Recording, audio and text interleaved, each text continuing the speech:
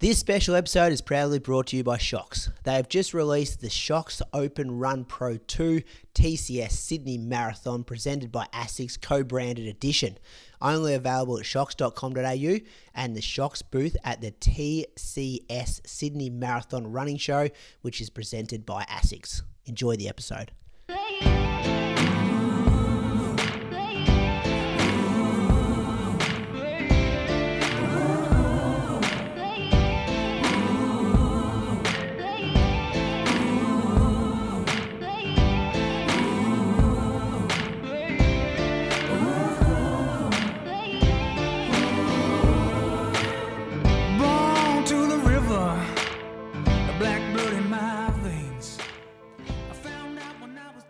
All right, we're back. Inside Running Podcast, Shoe Geeks. Big episode this week. It's been a ton of activity in the shoe world, but that's not even the most exciting thing today. We've got a special guest joining us. So we're gonna sort of quick fire questions to intro him, but we're also going to deep dive into his role, his job, and him as a runner as well. But firstly, we'll introduce over in Adelaide, the third world part of Australia, based on internet quality. Nida, how are you?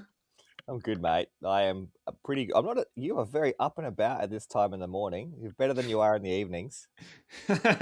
I've been up 4 times last night with these babies. They worked out what's wrong with them. They got hand, foot, and mouth, so it's not great in this house. Yeah, I don't know why I'm up and about.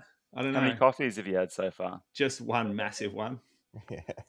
That's Tom. He's from Sydney. He has probably got the best sleep in Australia. Oh, the sleep is good. His family deserted him. They've gone to England. Is that right? That's right. Yeah, I'm solo. Oh, what a dream. What a dream. A lot of time on my hands, which is very odd, very strange. Not complaining, though. So our guest here today, Damion Perry from Puma. Welcome, Damo. Hey guys, happy to be here. Yeah, my evening, your morning. So I've already had my 5 cups of coffee through the day. So up and about as I can be. You're drinking some beers now? Not quite. Where are you joining us from? I am joining from Boston. So our footwear team for running is based out of Boston. Yeah, cool. And what is the job title you put down? What's on your resume? I'm a product line manager for performance running footwear at Puma. Cool. That seems like a pretty consistent job role through the industry. I hear that a lot. It's pretty stock standard, I would say, across all the major companies of designers, developers, and product line managers is kind of the triad, as most call it. So what exactly is it? Like, just as a quick, like, if someone asks you at the pub, hey, Damo, what do you do? How would you answer them? Yeah, being a PLM for short, as we would call it, is a bit of the, I would say, curator of a line of products. So, right, it's like on the shoe wall at the store, there's 5 or 6 shoes for each brand. So my job as a PLM is to sort of start the shoes from a brief stage. So what's the idea? What is the problem we're trying to solve? And then working with each respective team along the way to sort of, curate that experience that we wanted to create for the shoe of what does the shoe look like? What does the shoe feel like? What materials are we using?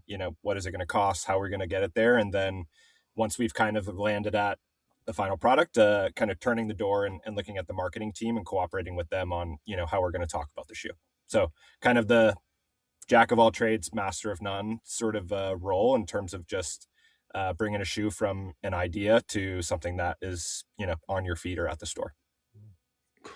Is this your first gig in the running industry?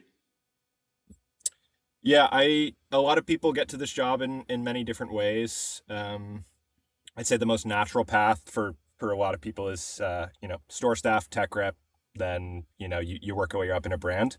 I had a slightly different path. I have a master's in biomechanics and energetics, so a little bit of a different start. I had a original kinesiology degree in undergrad, kind of bounced around the worlds of rehab, strength and conditioning, working at running stores and ended up wanting to get a master's in something that was a little bit more technical. So I got a kind of master's degree in kinesiology, but with a focus on biomechanics at the University of Massachusetts here, kind of near where I live in Boston now. So essentially that master's program ended up being, a foray into the study of super shoes. So my advisor, Dr. Wouter Hoekomer, he was the original author for the Nike 4% study. And he was sort of starting a new lab at my university that I ended up going to. And we were working with brands like Puma, Saucony, and otherwise, kind of researching the ins and outs of what makes super shoes kind of tick and make people run faster, and converted that into, rather than continuing down the academic route, to flip to the product side. So a little bit different side door into this sort of job than I would say a lot of people get to, but it's an interesting kind of bit of experience to apply. Yeah, guru boys, proper guru here. I not quite a guru, just hopefully can read a paper or two to understand what's going on. Yeah, all right, that's good. We'll look into that later. Don't worry, I'm sure Nita's got questions on that. The runner side of your Damo, tell us a little bit about your background. Sure. Wasn't a runner growing up. Sort of found it alongside, trying to get better at playing soccer or other sports, and found that after a while I was a better runner than I was at, playing soccer. So that pretty much converted into a bit of a, starting to train, do a little bit of running. And then in university, I went to a Division III school for my undergrad. So it wasn't, the chops and the competition wasn't extremely high. So I was able to kind of just walk my way onto the team and get to training. So ran my way through university, and then coming out of university, the classic, you just keep going up in distances and start running road races and doing a little of this and that. And I'd say over the last, 2 years now, I bridged the gap to the marathon space, and started running a couple marathons and, seeing what these legs can do. Yeah, so drop a PB on us, mate. 2:27:21 in Copenhagen. So you got Nita. So you're faster than him. I love that. Number 3 on the pod. That's pretty good, actually. We have working on it. We have this debate now, Damion. Apparently, when I first put the Vaporfly 4 on in 2017, it was, that first feeling, it was a game changer compared to, I think the shoe before I was wearing was the Lunar Racer, and the shoe felt like it was 10 centimeters off the ground. It turns out the Vaporfly 1, we have this discussion now, Tom brings it up, only had a 22 millimeter stack, and that's what I ran my marathons in, was the Vaporfly 1. So I feel like I've got 18 mils worth of foam still to be able to add on to the resume of my marathon one day. Yeah, you've got a boardwalk worth of opportunity in front of you. Mate, you need more than a little bit of extra foam, you need to train. That is classic old man talk too. Classic crusty old washed up man comments. Oh, Damo. All right. That's awesome, mate. Like, we are pumped. I said to the boys when I got back from the trip, I met you in London at the Puma Summit, and I got back and I said, there's someone I think we need to talk to. He thinks like us, talks like us. He appreciates footwear from a multiple different factors. And he's not just a marketing shill for the company. So he can actually have some honest conversations, because we want those. So, we got it. Why don't you boys start opening up on Damo? Just start firing a few at him, because we got a good list here, mate. Should we start with just? I'd love to know what your current rotation is, Damion. What are you running in? What are you training for? And what shoes are you using for the training?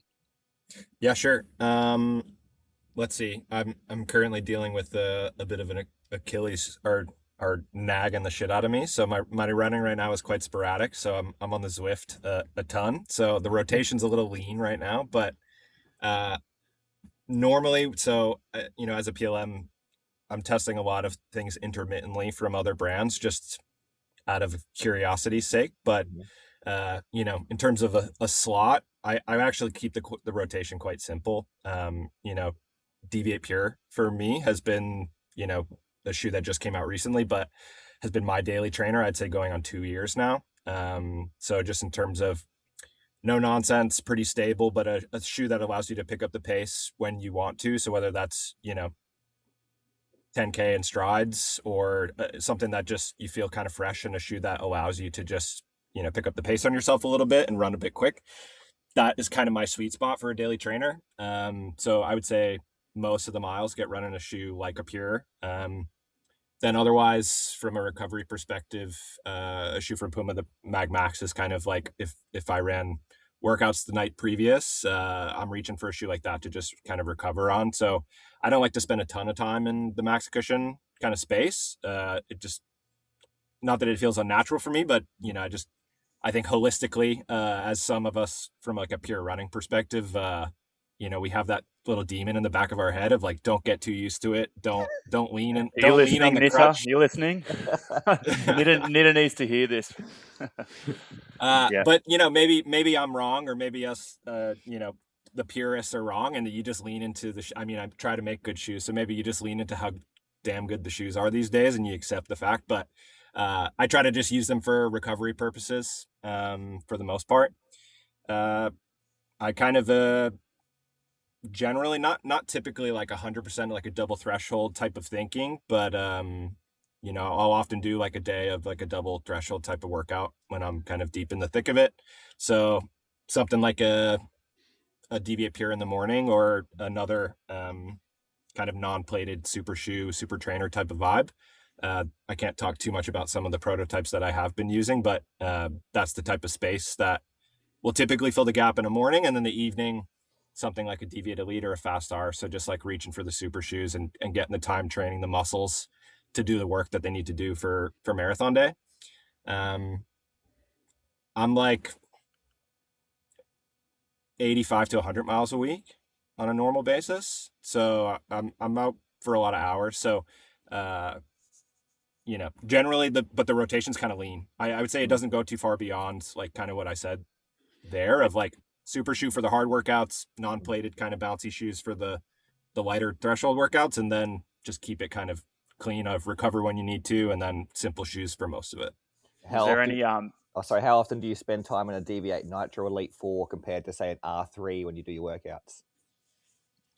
Yeah, that ticks back at that, like relying on Mag Max to like keep the legs fresh. The same thing like sits in the back of my brain of like, don't use the weapon, for all the workouts, because it might expose you if you lean too much on it.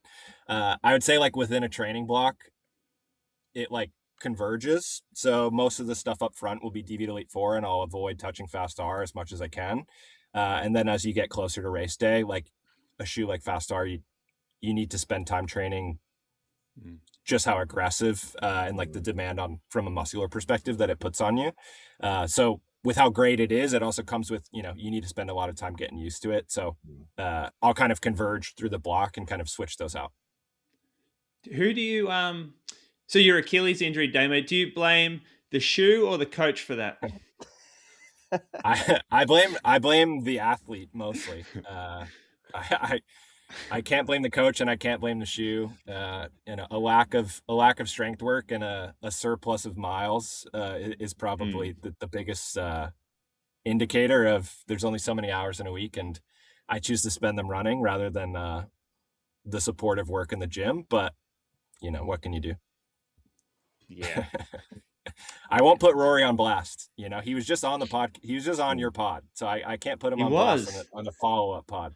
He was our last guest, actually, and I just listened to it. I thought it was a good interview, actually. He's a good speaker. I like him. Rory Linkletter is Damo's coach. He's a Puma athlete, though, isn't he? So, yeah, I imagine you work with him quite often from a footwear perspective. Yes, yeah, he is just like me, also a kind of sample size from a footwear perspective. So him and a nice other kind of class of athletes that we are lucky enough to be able to cooperate with on a very regular basis, of send out a prototype or two, get a couple hot takes,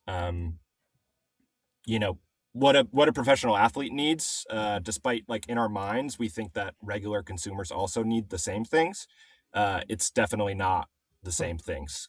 So getting their perspectives on like what we're doing, and then also balancing that with like consumer feedback or basic wear test feedback of just regular people, and trying to like find the convergence between those things. But yeah, very lucky to be able to send shoes and have like Rory or Patrick Devers or Sandra Moen or some of these people that can fit into kind of the early sizes that we open to get their perspectives on kind of, our directions and what we're trying.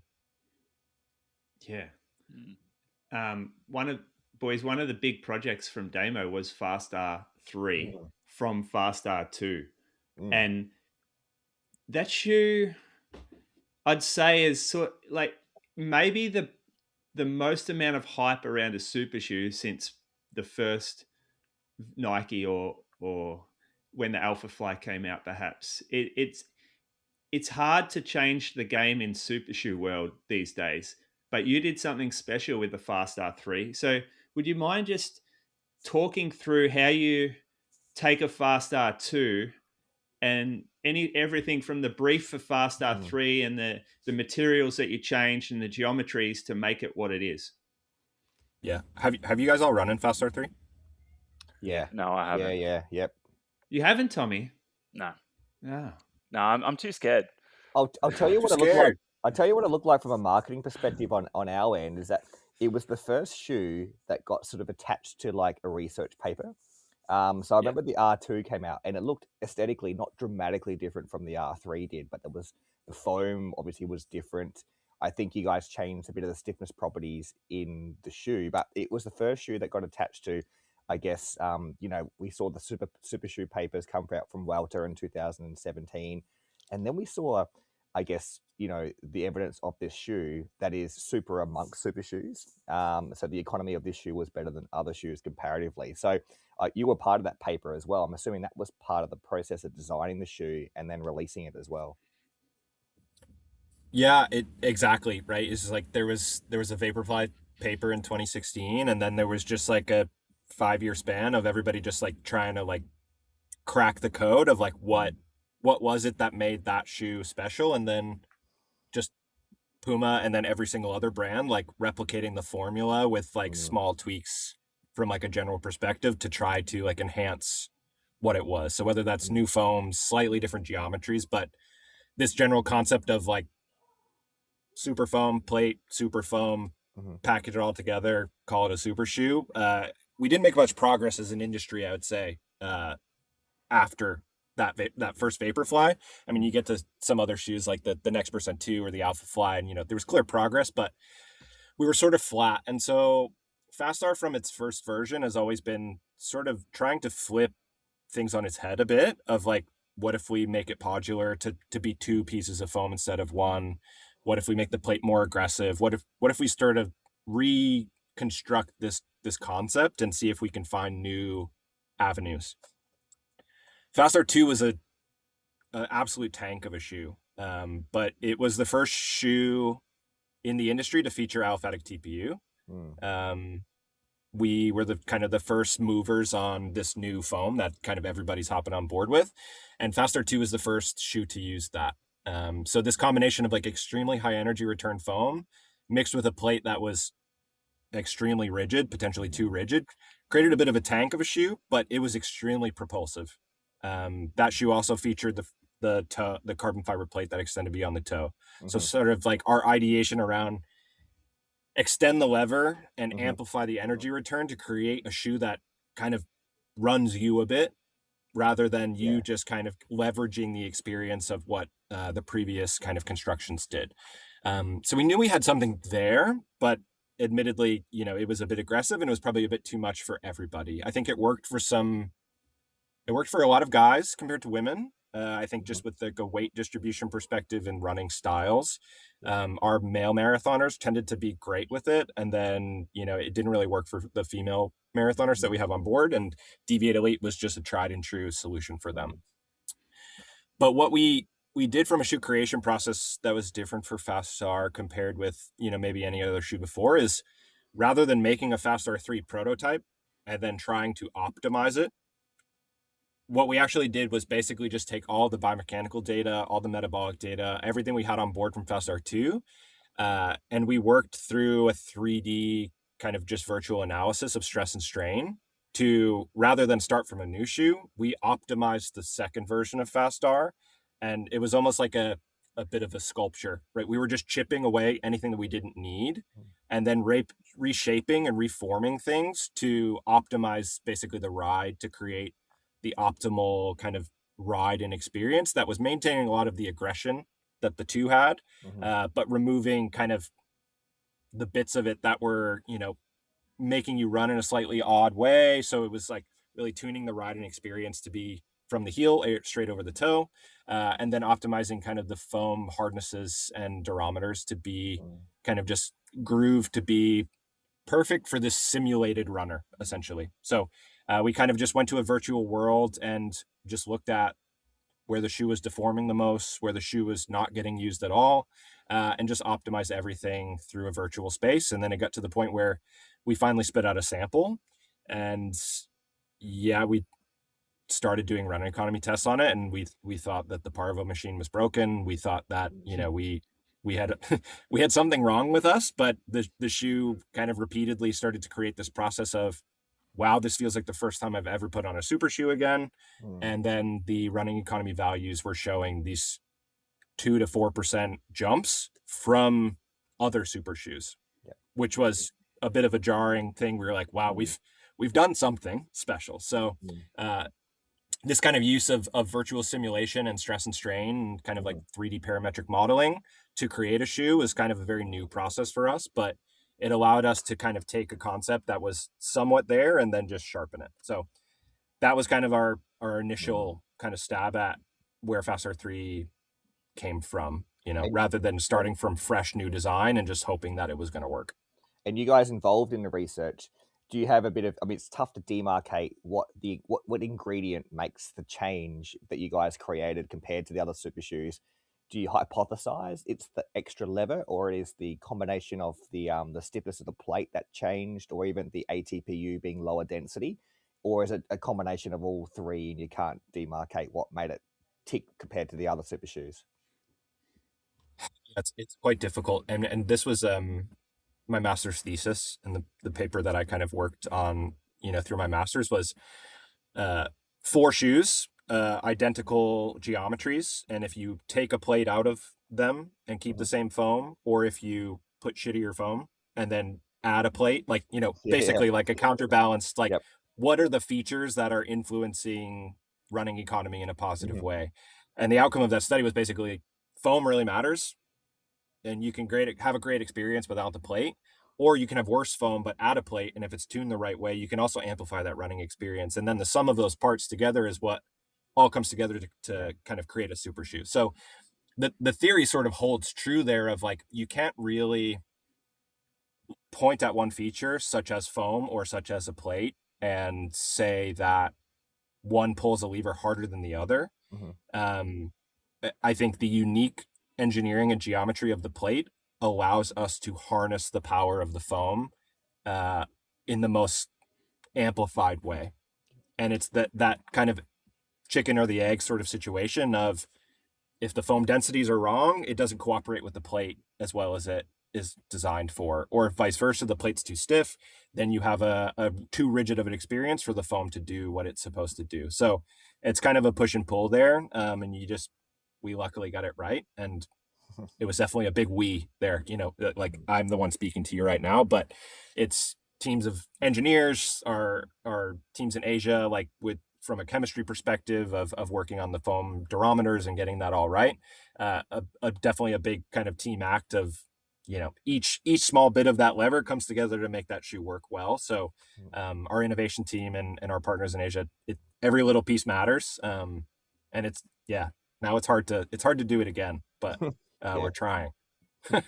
Shox, the pioneer of open ear audio, is celebrating its appointment as the official headphone partner of 6 2026 Abbott World Marathon Major Races, with a first of its kind global runner recruitment program called Chasing Stars. The stars represent both the iconic Abbott World Marathon Major Races and the personal goals every runner pursues. By launching Chasing Stars together with Shox Global Ambassador Eliud Kipchoge and Shox Global athletes Andy Buchanan, Connor Mance, Alicia McCoglin, and Helena Beery, Shox aims to move closer to its vision of building a running world, encouraging more people to run and to chase their own stars.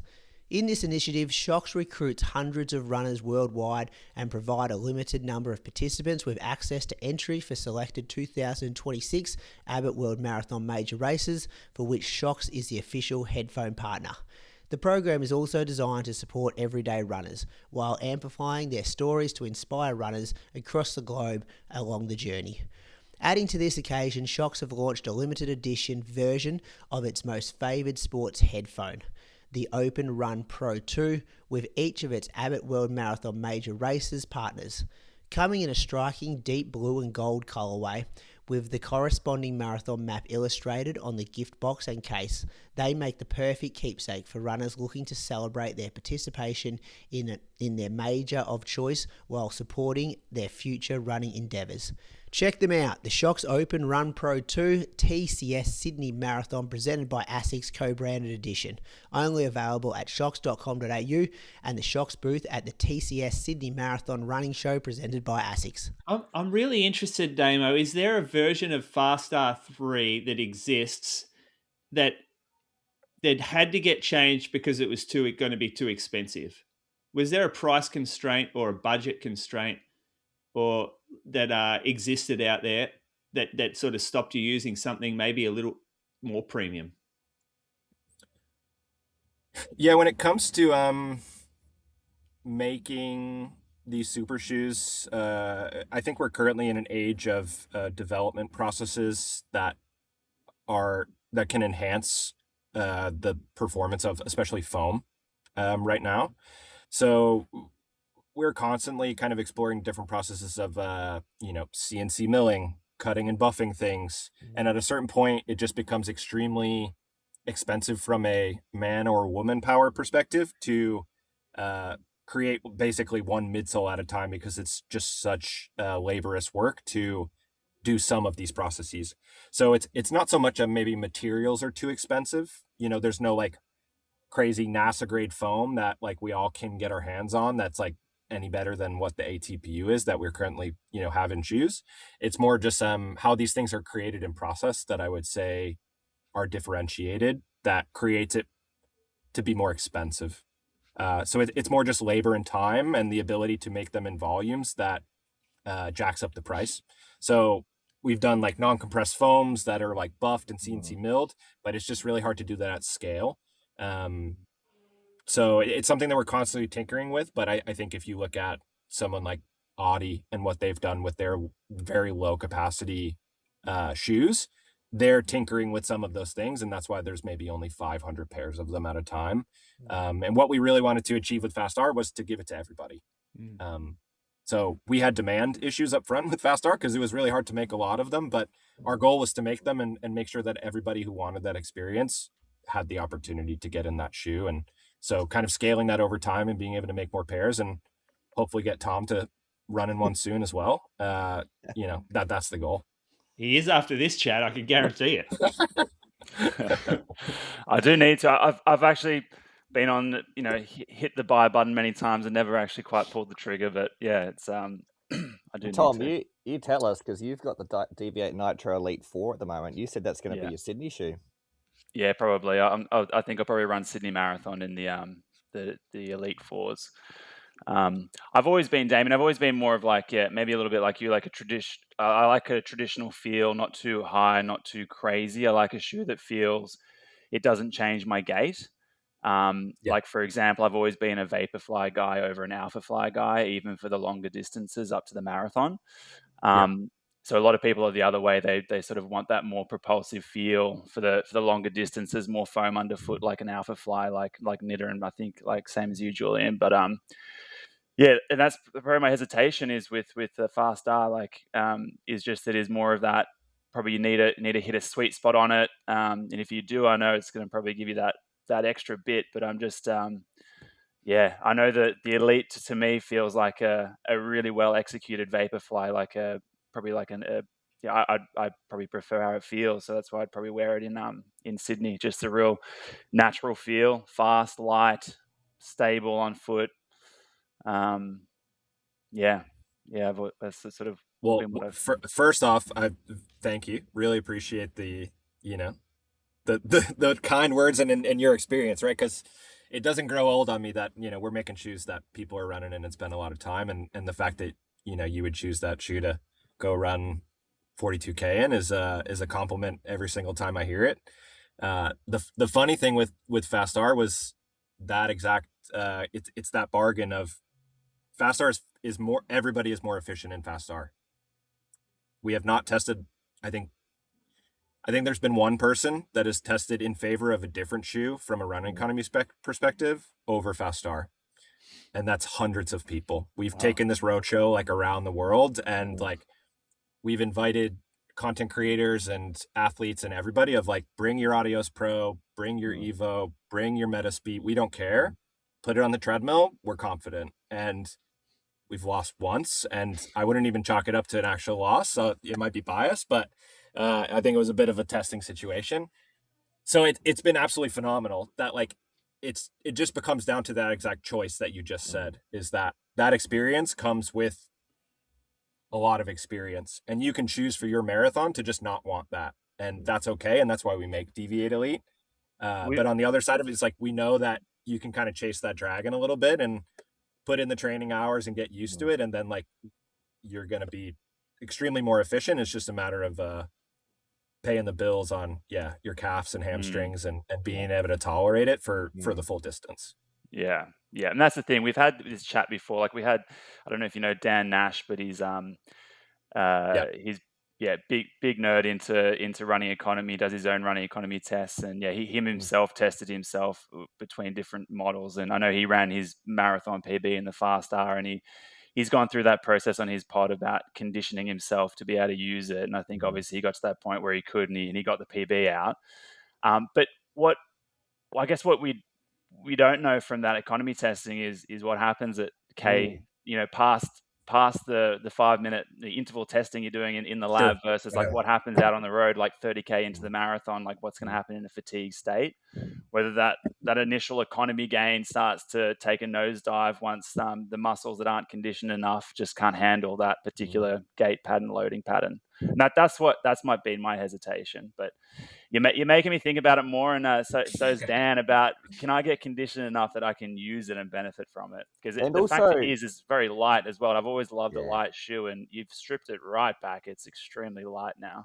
And marathon dependent, like Valencia is really flat. I always had the concerns of the lever being in front of the toe going uphill, for example, being a bit of a braking force going up the incline. So Sydney is quite a hilly marathon, so you'd almost lean into something that can accommodate the time climbing as well during the event. Whereas if you get a Valencia where there's, it's 30Ks, 35Ks flat and 7Ks downhill, probably perfect shoe for it.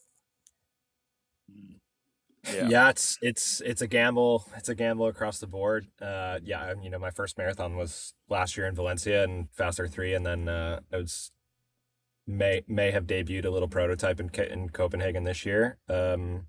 But flat fast courses dictate maybe different needs, and that's why we make a Deviate Elite 4, or to have a different solution for a different type of runner, or even just a different type of course. Like, there's benefits to that either way. I reckon. I want to ask about injury. So I reckon you've obviously like almost cracked the code on performance. Like, and performance has been the last decade almost been like such a focus with super shoes and the way they've improved performance.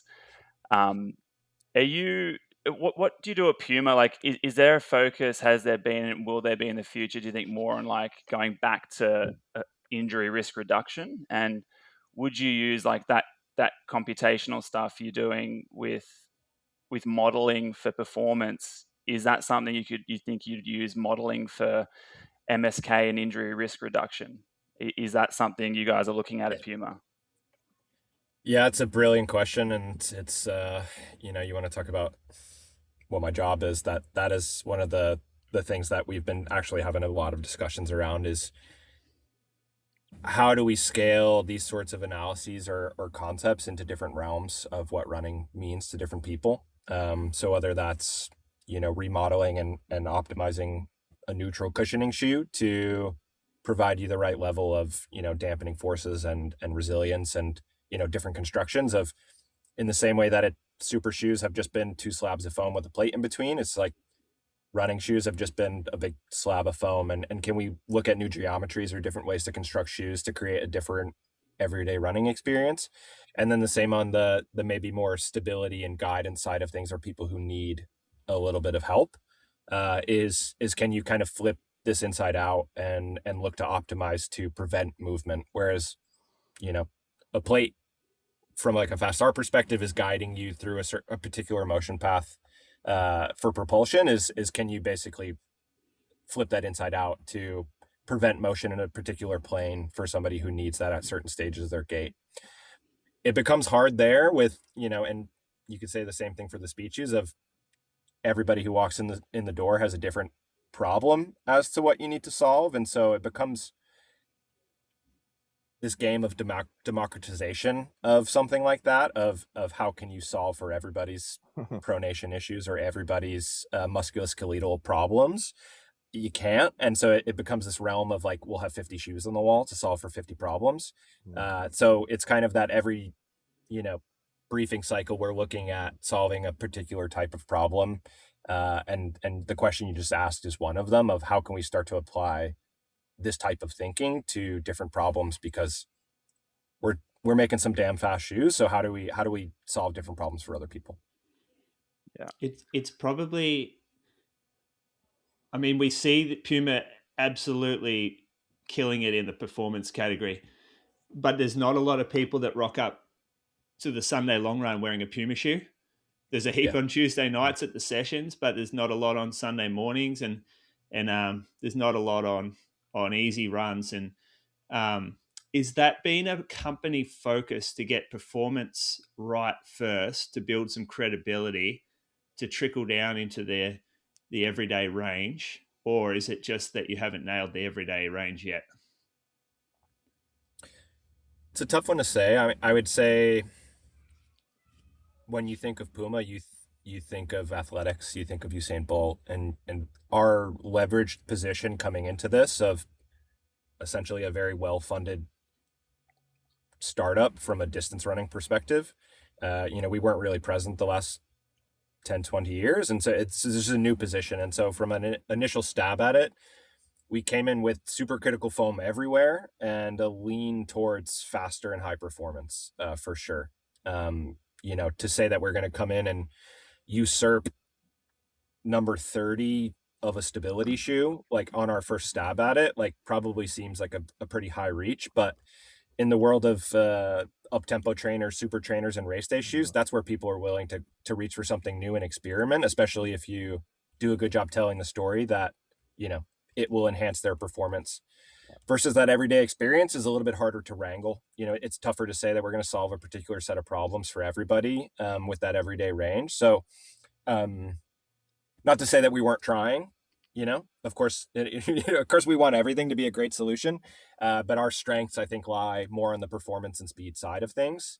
And now that, I can't say the job is done ever. The job's never done. But as we continue to tinker and enhance the race day side of things, the everyday side of the running experience is something that we're very, very focused on trying to enhance.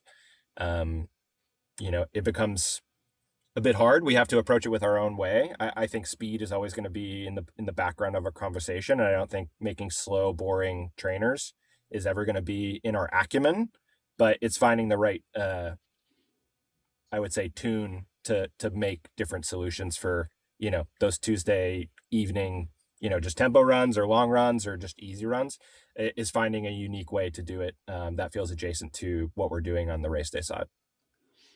The shoe that I tried at the Puma Summit, we can't get into the specifics of it, but it's going to turn some heads when it comes out. It's one of the best experiences I've had at running in a shoe.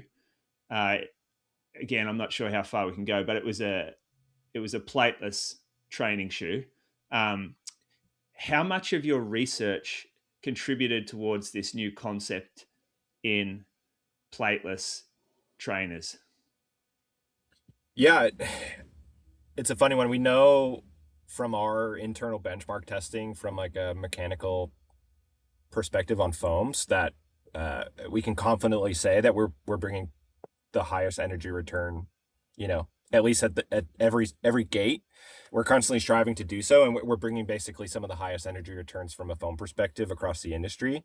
Um, the guns are blazing with each brand right now. ATPU trainers and everything are popping out of every brand, whether they're small or big. So everybody's close behind, but up until now, we've been really pressing the issue on energy return, and it became pretty clear that we need to look at what that foam can do for people without a plate, especially just some of the way the industry's moving, some of the feedback from consumers, or perception of plates aren't for me, that's too scary, that's too much for me, is how can we bring the energy return and explosiveness and like fun that we're providing for certain people on race day in a bit of like a bridge concept for more people, to whether they're a slower marathoner, in the 3 to 4, 4 to 5 hour range, or just somebody looking for, that Sunday long run shoe that they don't have to lace up their marathon racing shoes for.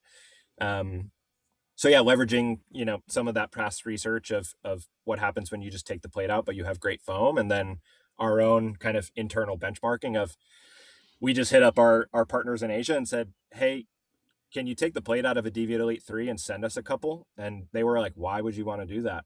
That's weird. We were like, no, we're on to something. Like, don't worry about it. We have some ideas. So we kind of started testing, sent some shoes out to some people, and kind of got a sniff at, what we might be able to create with something like that. And then that started the iteration process into that shoe. That's cool. I reckon I was chatting to one of the ASICs, a guy that works at ASICs who will kindly send us lots of shoes to try. Mm-hmm. And we were talking, this is back maybe was it like maybe 2 years ago, 3 years ago, the first Super Blast that came out. And he was telling me they were almost considered putting a plate in it. And I'm so glad they didn't, because I reckon that was sort of one of the first shoes that showed us that you don't need a plate to have a performance shoe that feels unbelievable underfoot if you get the foam, the stack and geometry right with these new foams. Like if you tune the foam, I think you can, as long as it's not too soft, you can get a real performance shoe without needing a plate. I think it would have been not the same shoe, I think, with the plate. Yeah, you've got some stiffness in that like that bottom. Yeah. The last layer of foam's quite rigid. It definitely keeps the shoe stiff without it being like a plate. It still works. It seems to work a bit like a plate. I'm interested. You sort of avoid the Mag Max a little bit unless you have to. We are definitely seeing shop floor, the consumer coming in, moving away from wanting that type of shoe, that higher stack, maximal tight, rocketed shoe in store. And like, I feel like we might have found our upper threshold, or our turn point. Is that how the industry feels about it too? It's tough to say. I mean, yeah, I hop on a meeting with some, whether it be some run specialty guys in the US, or go to a run summit with some folks like you and some folks from Europe. And yeah, the interest in I would say the up tempo speedy trainers compared to just the max stack, like slower, high cushion shoes, it's definitely the pendulum swung back to a faster side of things. You see shoes really cracking on with like some positive first perceptions, like whether it be a Super Blast or a Mega Blast or a Hyper Boost, or this new category of bigger shoes that people don't want them to be slow. People are good with their size now, right? Like it feels normal to them, but they want that experience to be a little bit different than the kind of slower one that, I think the industry first kind of put their foot forward with. So it's an interesting question, because as soon as we, if we let our foot off the gas of making big cushion trainers, then it's going to swing back around the other way, and people are going to want to slow down again. So I would say internally, like nothing ends, and we keep just building different experiences, because I think that is what the most important thing that we can do from an industry perspective is not continue to pitch people into telling them what they want, is to just continue to find the right experiences that anybody can hop into your store and find the right experience for them. it becomes difficult because you just keep putting shoes on the wall, and eventually you run out of shoes to put on, like slats on the wall, and there's only so many you can put there and experiences that you can provide to people. But finding a well balanced kind of line of shoes across both the faster stuff and the cushion stuff, and I think with basically how good foams are getting, that's what's changing maybe the tune of how much foam you really want under your foot on a recovery day. And that's what is kind of happening as we know it. Of massive EVA shoes were working for a while because it wasn't that great of foam. But now with the energy return and the properties of the shoes being that much better, you're seeing a couple millimeters fall off the top of some of these shoes because it just doesn't need to be there. Yeah, good point. Do you know, so your models, Damion, like say some of your standard, I mean, I'm sure you'll know, your standard models, like your range, like the next iterations of them, are they getting higher or are they staying the same, or like within a category? Like, for example, I've got the Magnify 3. I actually love that shoe. Because He's the one who loves it. Yeah, I love that shoe. It's just so simple. Like, so it's just executed. Like, it has good foam with just stock standard geometry, which like I like a flexible forefoot for just like as a daily trainer. I don't want that stiff rocketed feel for, this is me personally, like for a lot of my easy runs. I just like it to feel like my foot actually does bend in the forefoot as I push off a shoe. So I'm now like worried every single model I wear. I'm like, oh, what's going to happen next year? Like, is it going to get higher and stiffer? So yeah, are you trying to have some models or some range that's staying like sort of still lower or more flexible, or are they all sort of like everything getting a little bit higher? Nah, man, they're all going to be like 48 millimeters. You're not going to get anything below that. It is happy. It is happy here. Quit running now. No, I mean, internally, we sort of break it up between the speedy shoes and the more cushioned kind of easy trainer shoes. So we kind of have a clear dividing line within our own line of how we think about shoes.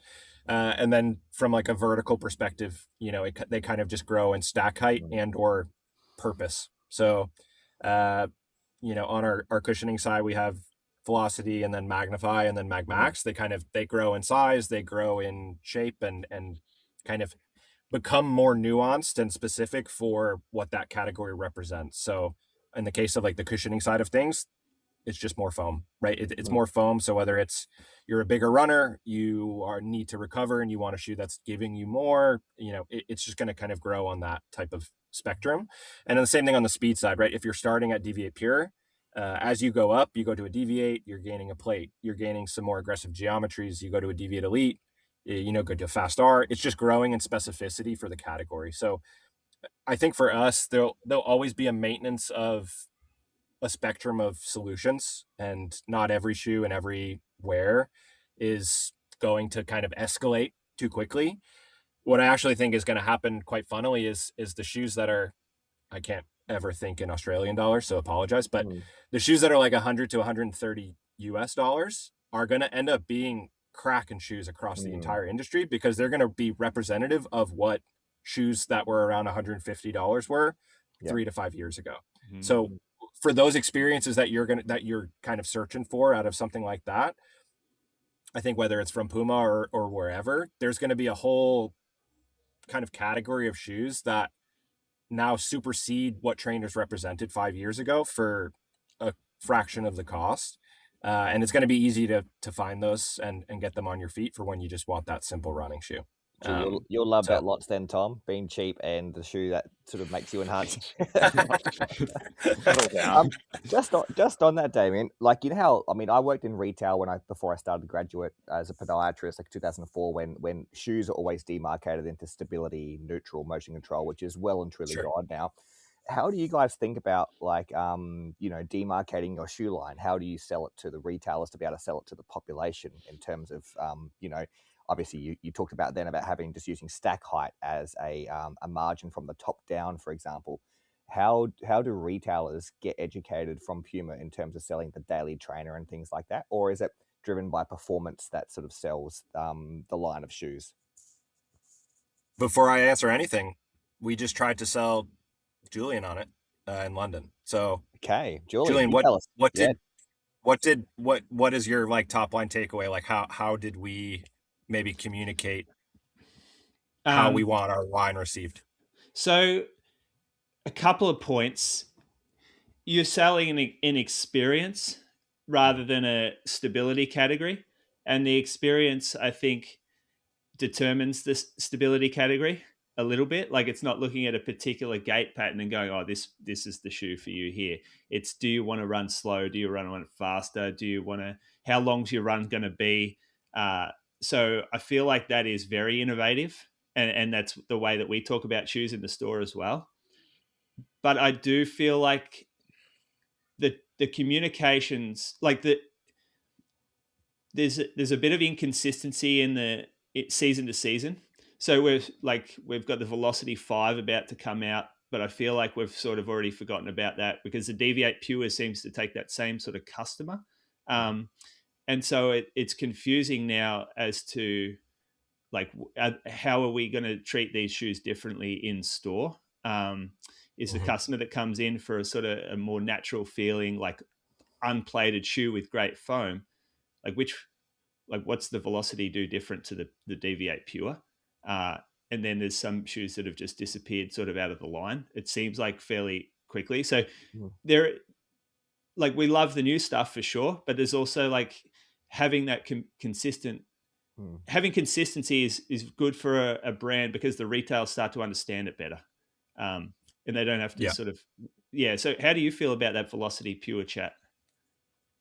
This is perfect. I needed to extract some value from the pod here today. So that takeaway from Julian, I know would come with some zest to it. So that's what I needed to walk away from here. It hints at a little bit of what I said before, just to start with your original question of we have stability, neutral, and then neutral kind of splits between up tempo or slow in the same sort of way that you said, Julian, of just basic miles. You're not anticipating getting any sort of a crazy experience. It's just running, and then shoes that are providing a new experience. In regards to something like how you start to differentiate between these models, because the price points are $10-15 apart. The experiences and the foam are all quite elevated of how you start to tear them apart. To use two other models first, it's say a Forever Run and a Magnify. So Magnify is our neutral daily on the kind of just basic cushion side, and then Forever Run sits alongside of it. Essentially, it's stability partner. So those are curating those kind of two experiences of really well cushioned shoes, but one that is just aimed more towards that significant kind of guidance. I wouldn't say that is a stability shoe in a retroactive sort of like big posted way. We definitely sit more along the side of a more modern take on stability with that shoe. And then that's why we invite folks like Julian and otherwise from a retail perspective of like, what do people really still need in the store, or even what you're seeing from like a clinic perspective of what are the solutions that people actually still need? Because, the industry will, we're all saying, stability's dead. But then, we talk to some retailers in certain pockets of the world.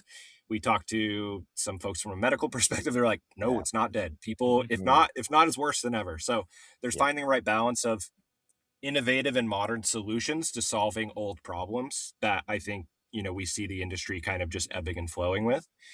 And then on the other side of it of, what you bring up with Pure and Velocity of, that's just the actual nature of we're making a lot of shoes, and something like Velocity 5 and Deviate Pure 2 coming out at the same time is just a bit of a ships crossing in terms of their usage. We've had Velocity as, we're going on to this is our 5th version. It's been just that kind of like up-tempo basic daily that like skews more towards speed. And what we had with Pure was just what we think is like a slightly enhanced and further solution on that sort of concept. So it just became like, we got to release this shoe. It's too good. It's been a shoe that everybody in the office has picked up as their favorite shoe. It's been a shoe that our athletes have picked up as their favorite shoe. So we went full gas ahead and sort of have it, but there's definitely so much crossover. And I think you see that with our brand, but also a lot of other brands of it's just the natural kind of nature of like new shoes come out and you're Mhm. trying to find ways to either not despec or devalue or change other shoes, but it's just like a bit of a puzzle and a game. So, as we look at velocity right now, it's aliphatic TPU in a Yep. $140 package. It's Mhm. it's that great, easy to run in shoe, super flexible, really basic geometry. And what you see with Pure is it's a little bit higher stack. It's a little bit more optimized for that kind of speed category. It's got a bit of a shank in it to help with some stiffness and stability to allow you to pick up the pace. So there becomes differing solutions, but it's the reality of just making and putting out shoes that you don't always hit the nail on the head of everything being completely curated and standalone, and that you'll see models come, you'll see models go, you'll see Mhm. the prices change or the values change because Yep. it's just as much of a game on our side sometimes of trying to get it right. Um, but we're quite stoked that we have a loyal, I think, Velocity fan base, and then we have a new group of people who are very into Deviate Pure, and then shop staff all over the world are pulling it out, and it's working for a lot of people. So slightly It's different solutions, but despite and the crossover, we're okay with that sometimes. And I guess you get that feel, obviously, even in the office and the athletes you work with, getting that feedback from them. How much role does it play for putting shoes onto the market from, say, subjective feedback from the people that are wearing your shoes versus the objective stuff as well? Like we know that one of Australian marathon runner, Pat Tiernan, he's a Puma runner as well. I think he's running Chicago this year as well. Do athletes like that play a role in relation to not just the performance, but your daily trainers, or do you sort of start from office level, send it out to them, get the feedback back, and use that as a this is ready for market? Yeah, I mean, there's definitely a select group of athletes that are a part of the earlier process from a trainer perspective. Um, to use Rory as the example, he Mhm. got one of the first rounds of Deviate Pure 2, and Mhm. I asked him this exact question of what is the difference between a Velocity and a Deviate Pure to Mhm. you? I said, should one go away and one stay? And he said, I still have a very differentiated use case of both of Mhm. them. He said Deviate Pure is a little bit more widespread and usable for all sorts of occasions, and I feel like I can pick up the pace in it with the 4-foot rocker and its Mhm. stack better than I can with Velocity. But Velocity is just that tried and true, a little bit lower to the ground, a little bit more flexible through the 4-foot, a little bit more durable with some extra rubber on it compared to Pure. So Mhm. that was his direct feedback, and then we kind of applied that through the lens of our everyday wear testers and talking to with retailers, and they're like, no, there's a lot of people that love Velocity for what it is, and this Mhm. is a slightly new enough solution that you'll see those paths diverging a little Mhm. bit clearer as the versions go on. But um, you know, our athletes and our wear testers kind of had that kind of bit of an insight up front with these two shoes. So Mhm. we didn't want to just like, pull the plug on one of them and throw it in the trash just for the sake of doing so. So kind of a bit of a test and see within the market and see if there's still a crowd of people that enjoy those different experiences. The But it's tough. It's tough with athletes from an early wear test on trainers because they just run through everything they get. Yeah. They and they just don't, they don't have to buy burn. shoes too. Yeah, they just burn through shit on a monthly basis. They don't have to buy shoes, and they haven't for a Mhm. very long time. So their experiences are super valuable because it's a different type of response, but uh, it doesn't provide the lens of like I have $200 to spend on this shoe, and what do I want to spend it on? And that's Yeah. a very different bit of feedback that Mhm. we can extract from elsewhere. That's the same sort of with us a little bit. Like we'll get shoes come in and it's very easy to find something that you might like about a shoe if it's there for free, but it doesn't necessarily mean that you're going to spend money on it. Yep. Um, it's why I mean on I go to I'm going to die on this hill, but the the store staff on the coalface that talk to runners and hear about the decision making process when someone's about to spend money on a shoe. I think it's the most invaluable thing. It's got to be one of the most invaluable bits of information for a shoe company because they know exactly why someone is picking a shoe or why they're not Mhm. picking a shoe. And I feel like they're just neglected. Mhm. And I've every single shoe industry person that I meet, I tell them this: and someday someone will create a chain that ignores the Australian component of Puma and ignores the marketing teams and goes from you to the shop floor, because that conduit that could be so helpful for a product team. You need a big hug, Julian, sometimes, don't you? It's not me. It's my staff. That's the other problem. Damion will call me and say, "Oh, what do you reckon about this shoe?" And I'm like, "Well, I've only put it on 5 people this week, and my guy down there has put it on 50 people this week. Talk to him." Yeah. Like the big.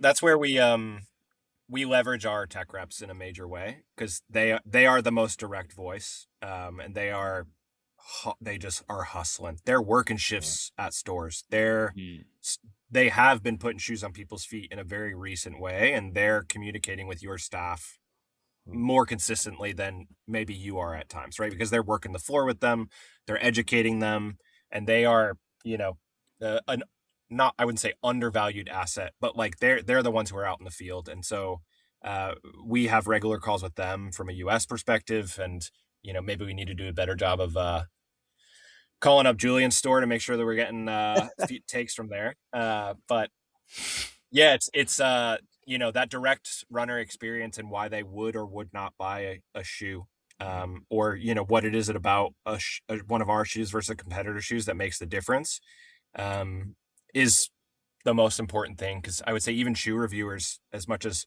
I speak with a lot of them all the time, and they get it right sometimes and they don't get it right other times, they have the same, I would say, flaw as getting free shoes all the time. Yeah, bias. Yeah. It's hard to truly deduce down when you didn't have to pay for it what you like or don't like, or what you would choose to prefer. Sometimes it's tough, me included. I just have a rack of shoes at my house and a rack of shoes here. It's like it's an endless pit of shoes. So what's your favorite shoe from another brand?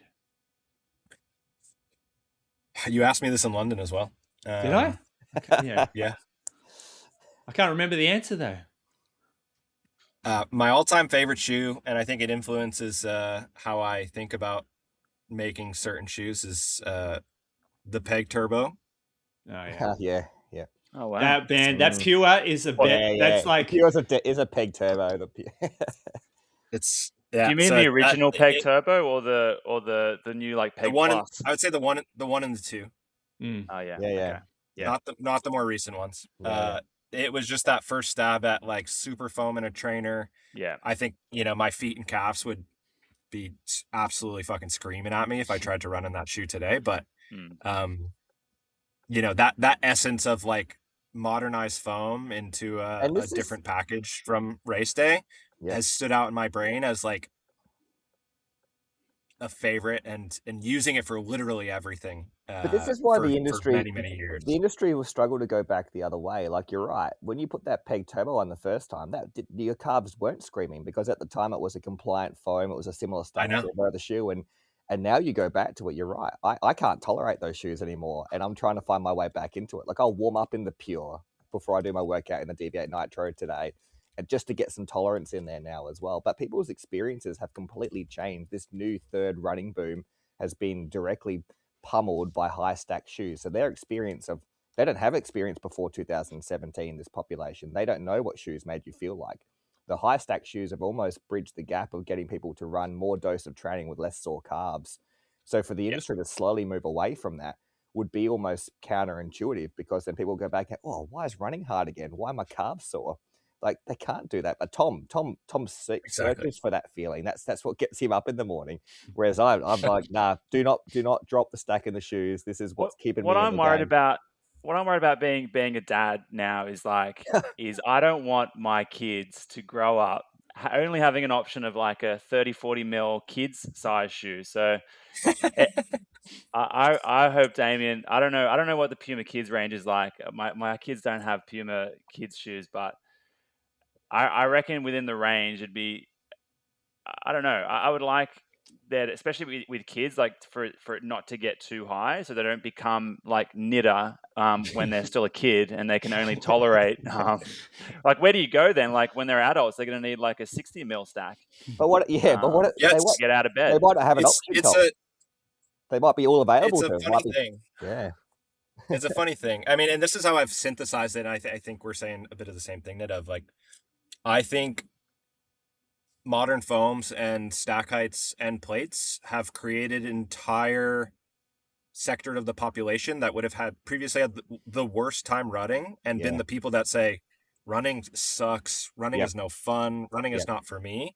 And now, regardless of whatever pace, they're like chatting with a friend, running down the river, having a good time. They're excited to get out the door. It's like a piece of their life now. They don't feel the ground. Without this modern technology, it's like without this technology, like all these people that within this running boom wouldn't be a part of it. And so it's a beautiful thing, and it's why I have a job at this point. So shout out to those people continuing to be interested in running. So it's a great thing.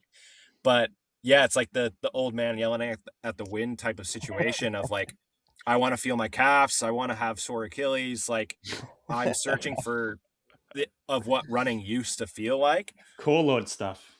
It's tough to say. I mean, I think Julian, we were chatting recently about low stack shoes, and I said this to our entire team directly after we chatted because it was a great quote. You said stuff like that is only for psychopaths and kids. So I think for Tom, like, we're checking the box on the kids. We're keeping some low stack things around, and then there's a couple of psychopaths around that still want like something Tom, like a fast forward. Like, like a fast forward or a shoe that like allows you to segue between still hopping in a pair of spikes and running some strides or 200s. Like, I would love to. Recently I tried to sign up for a 5K on the track, and I'm like, couldn't dream of running in spikes for a 5K right now, but I can throw on fast R and rip around the oval till the cows come home. So it's a modern problem, and I think at the heart of it, the like injury thing is unsolvable from a research perspective. I don't know that we'll ever be able to do a study powered high enough to quantify whether foam or carbon fiber plates or anything is is a complete derivative of an injury or problem. Absolutely. We'll never be able to power that. So it will continue to be anecdotal. It will continue to be solved at the clinic on a 1-by-1 basis of what people are doing and feeling to themselves. But yeah, more energy return and making running easier, I don't think we'll ever go out of fashion at this point. So we won't be slowing that train down anytime soon. Yeah, awesome. All right, Damo, you've been so generous. Yeah. How much can you share with us now, just to sign off on what's coming from Puma, and whether you can tell us what a timeline, that kind of thing? Are you able to share anything like that? It's tough to say. without violating anything from a league perspective, but within the context of the season, we just launched Deviate Pure 2, Velocity 5, and Forever Run 3. So kind of a 3 shoes that, a new shoe for Puma, a refreshed take on stability from us. So not moving it along crazy, but I think our best take on kind of stability and guidance yet, and that tried and true kind of velocity for that person searching for that real basic kind of shoe. With that, comes probably some bigger guns and some faster and more exciting shoes around the corner. If we just kind of did a run of more simple and kind of daily training type of things, I think you can expect within the next 6 months or so some more fun coming on the race day side of things in terms of amplifying the experience that some of our shoes from a race day perspective have provided over the last 18 months to 2 years. So that will be coming kind of around the corner as you can expect. The ebbs and flows just kind of happens of daily trainers, race day, and more exciting stuff. And that's kind of naturally how just the flow of things will work. So going into the end of the year, some exciting things to come. And then 2027 is going to be a massive year for us. So you can start pulling, opening up the slats in the wall, Julian, because there's going to be a lot of things happening from a refresh and a new perspective that I think we're pretty excited about bringing to the table. So 2026 is a bit of a momentum builder, but 2027 is going to be a lot of firepower. So exciting stuff. Awesome. Well, yeah, that Puma was has great. come a long way from, what was it, like 20? I don't know. What I just Puma. One of my first ever running spikes was a Puma, and I got like such fond memories of that spike first getting into running and running track. But then like that was it for me for Puma. It was like just that 20 track years spike. gone. But now you're in the space, and it's just amazing what you've done in the past, like even in the past 4 or 5 years. See, that's where we're missing the everyday runners. There's not enough people who had those fond high school experiences in spikes. You know, Well, they all skip that, and now they just run marathons for funsies, and you know they don't have fond memories of Puma spikes. We need more people. I had a young lad in our training group buy a Fast R, and he said, "I've got this new brand Puma." New brand. That's so good. That is good. Yeah, that's great. Well, you can credit Damo. He told me he was given half their stock when he brought the Fast R out. So he's going to retire nicely, Damo, over there in Boston. Yeah, great. That would be good. Yeah, thanks, mate. Thanks for joining us. We're going to have you back, definitely. Maybe when one of these new shoes releases, we can get excited and pepper you for the real tech info. But thanks so much for joining us. That was great, Damion. Yeah, cheers, guys. Cheers. Thanks a lot. Thanks for listening to this special episode. Check out the newly released Shox Open Run Pro TCS Sydney Marathon presented by ASICS co-branded edition, only available at shox.com.au and the Shox booth at the TCS Sydney Marathon Running Show, which is presented by ASICS.